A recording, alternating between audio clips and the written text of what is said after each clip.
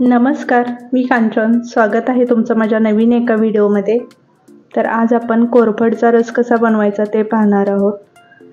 तर इथे मी पानं कोरफडची घेतलेत आणि ती स्वच्छ धुवून घेते.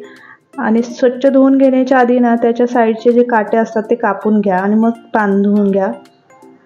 तर आम्हाला खूप मोठ्या प्रमाणात लागतात ना, त्यामुळे मी इथे जास्त पानं वापरलेत. तुम्ही एखाद्या पानाचा गर काढून तो फ्रीजमध्ये ठेवून रोज 1 चमचा गर घेतला तरी पुष्कळ आहे. तर आता कोरफडीमध्ये vitamin A, C, B1, B2 आणि B3 आणि B6 फॉलिक ॲसिड हे घटक असतात. तर मॅग्नेशियम, झिंक, कॅल्शियम, पोटॅशियम आणि सिलेनियम ही खनिजे देखील असतात आणि ती आपल्या शरीराला खूप उपयोगाची असतात. तर ह्या रसाचं सेवन जे आहे ना तुम्ही रोज आपल्या आहारात करू शकता. आता इथे पहा, मी अगदी हलक्या हातानं ज्या पानाचा आतल्या साईडचा लेअर आहे ना तो कापून घेणार आहे. हे पहा,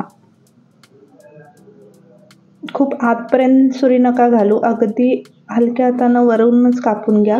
अगदी इझिली निघतो त्याचा गर.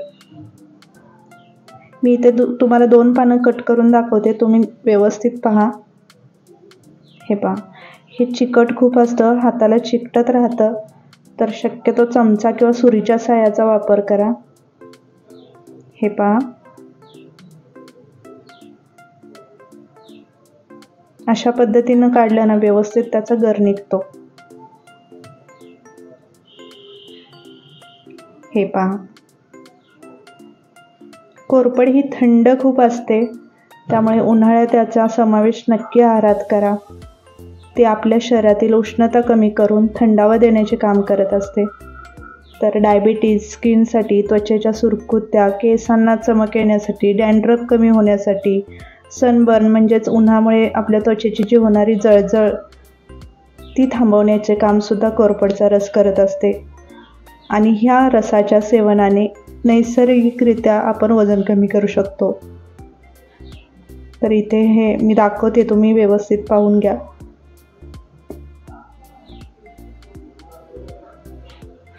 आम्हाला मोठ्या प्रमाणात लागतं ज्यूससाठी, त्यामुळे मी जास्त वापरते. तुम्ही तुमच्या आवडीनुसार एखाद्या पानाचा रस काढून घ्या.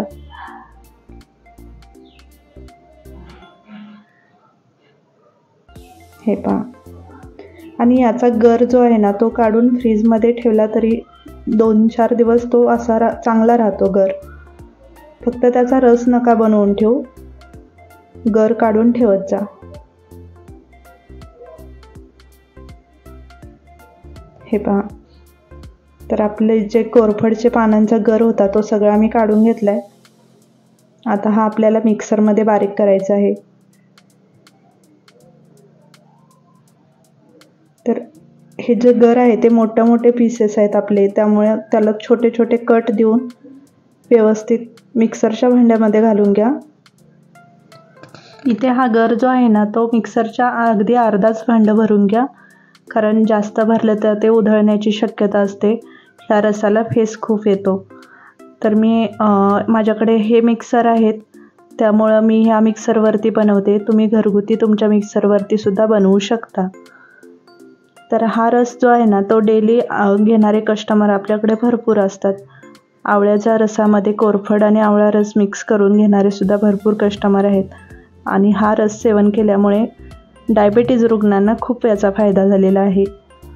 तर हा आपले फायनल त्याची पेस्ट तयार करून झालेली आहे. आणि आता हा रस आपल्याला 2 तास असंच बाहेर ठेवायचा आहे आणि मग ह्याचं सेवन करायचं आहे. तर व्हिडिओ कसा वाटला हे मला कमेंट करून नक्की सांगा. व्हिडिओ आवडला असेल तर लाईक, शेअर आणि सबस्क्राईब करायला विसरू नका. थँक्यू.